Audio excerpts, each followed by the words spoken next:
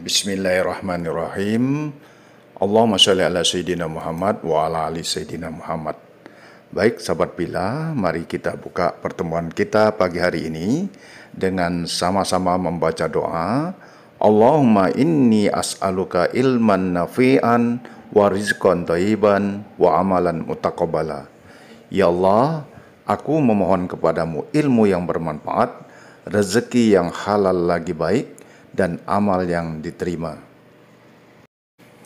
Mengawali jumpa kita pada hari ini, marilah kita bersama-sama mengungkapkan puja dan puji syukur kehadirat Allah SWT, karena dengan limpahan rahmatnya kita semua bisa hadir mengikuti channel YouTube ini tanpa halangan suatu apapun. Salawat dan salam mudah-mudahan tetap terlimpahkan kepada junjungan Nabi besar Muhammad SAW, karena dengan ajarannya kita bisa membedakan yang hak dan yang batil.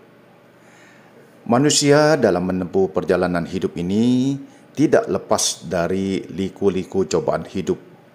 Ujian silih berganti, baik berupa kemiskinan, kesengsaraan, maupun berupa penyakit. Segala sesuatu yang menimpa pada manusia sehingga menimbulkan kesusahan dan kesengsaraan, maka tiada lain kecuali untuk menguji sampai sejauh mana kualitas iman kita. Bila segala cobaan dihadapinya dengan penuh kesabaran, maka baginya pahala dari Allah Subhanahu wa taala.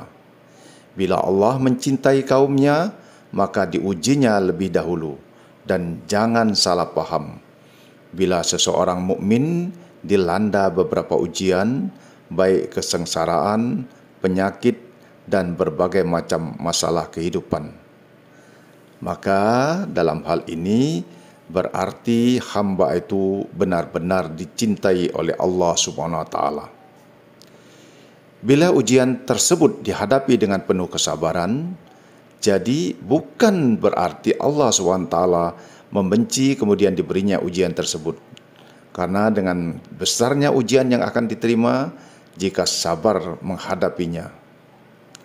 Berkaitan dengan perlunya sikap sabar yang harus diterapkan, maka Nabi Muhammad SAW bersabda bahwasannya bersabar pahala itu tergantung pada besarnya ujian bala. Dan sesungguhnya Allah apabila mencintai suatu kaum, maka kaum itu diujinya terlebih dahulu. Barang siapa yang rela mendapat ujian itu, maka ia akan mendapatkan keridhaan dari Allah SWT. Dan barang siapa yang benci terhadap ujian tersebut, maka kemurkaan Allah lah baginya. Juga ada sabda beliau dalam salah satu hadisnya terkait keutamaan sabar. Sabar adalah sebagian dari iman, merupakan kepala dari tubuh. Dengan ujian yang menimpa pada seseorang, maka haruslah kita terima penuh kesabaran. Bila seseorang mendapat cobaan kemudian dihadapi dengan rasa benci, maka kemurkaan Allah SWT yang akan menimpanya. Sabar itu sesungguhnya ada 3 bagian. Yang pertama, sabar mematuhi ketaatan atau perintah dan larangan Allah SWT.